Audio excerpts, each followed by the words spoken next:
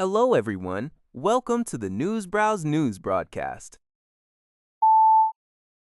According to the Free Times, U.S. President Donald Trump issued a stern warning to Iran today, stating that if Tehran does not swiftly agree to a peace deal with the United States, they will be annihilated.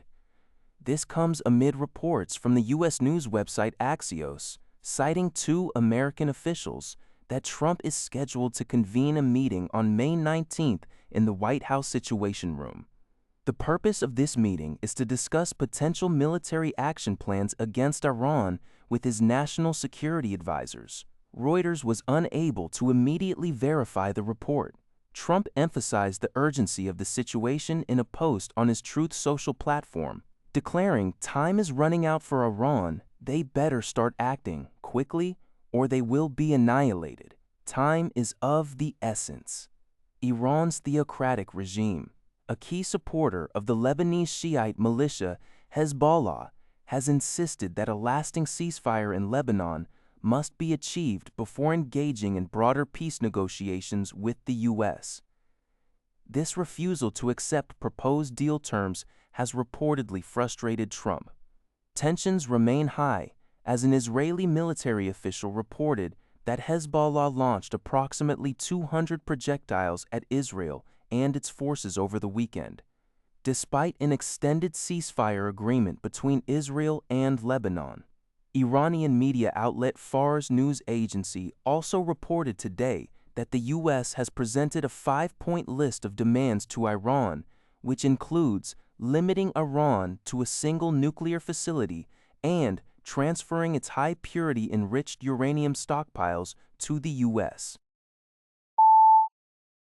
Matthew Cooper Wale, a veteran opposition leader, has been elected as the new Prime Minister of the Solomon Islands following a secret ballot in Honiara on Friday.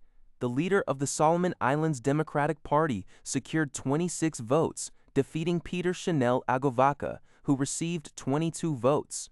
RNZ reports that Wale, 57, has represented the Oak Longa Longa constituency in the national parliament since 2008.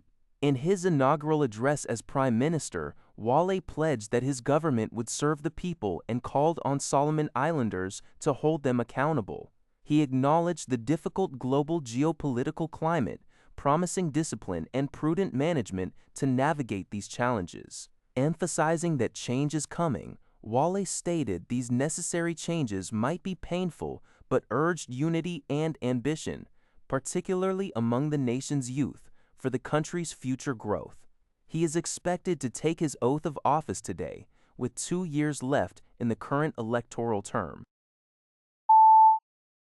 Al Jazeera reports that the Paris public prosecutor, Laure Becquerel, announced on Sunday that approximately 10 new suspected victims have come forward in France's ongoing investigation into the late U.S. sex offender Jeffrey Epstein's network.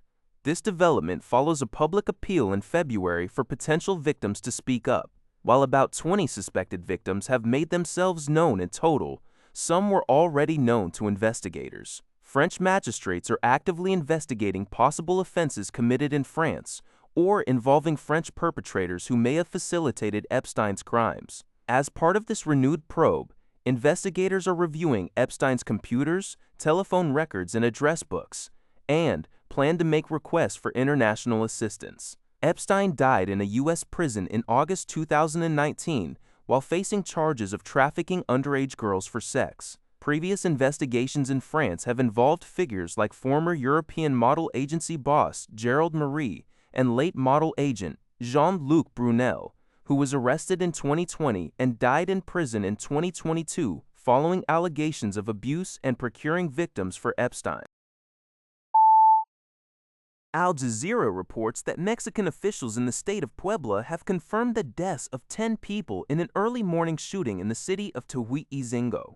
The victims, identified as 6 men, 3 women, and a minor, were allegedly attacked by armed individuals at a residence. As of mid-morning, no arrests have been announced, and the motive behind the attack remains unclear.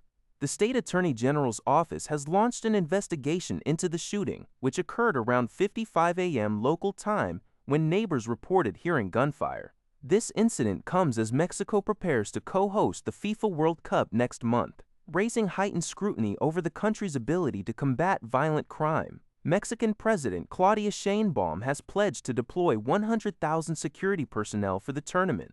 Mexico has a long history of cartel violence and corruption, and although homicides declined in 2025, the high rate of disappearances complicates the picture.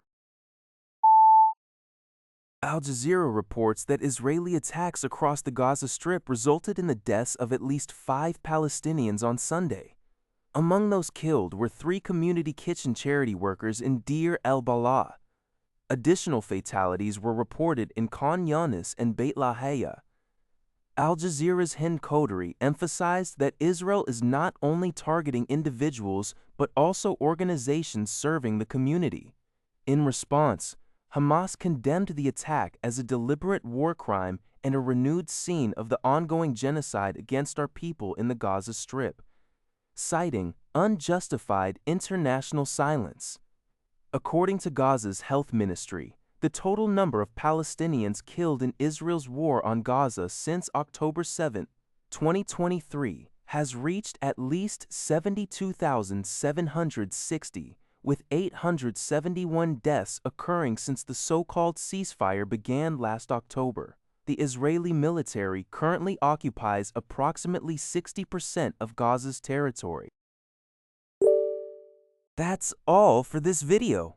Thank you for watching. See you in the next video.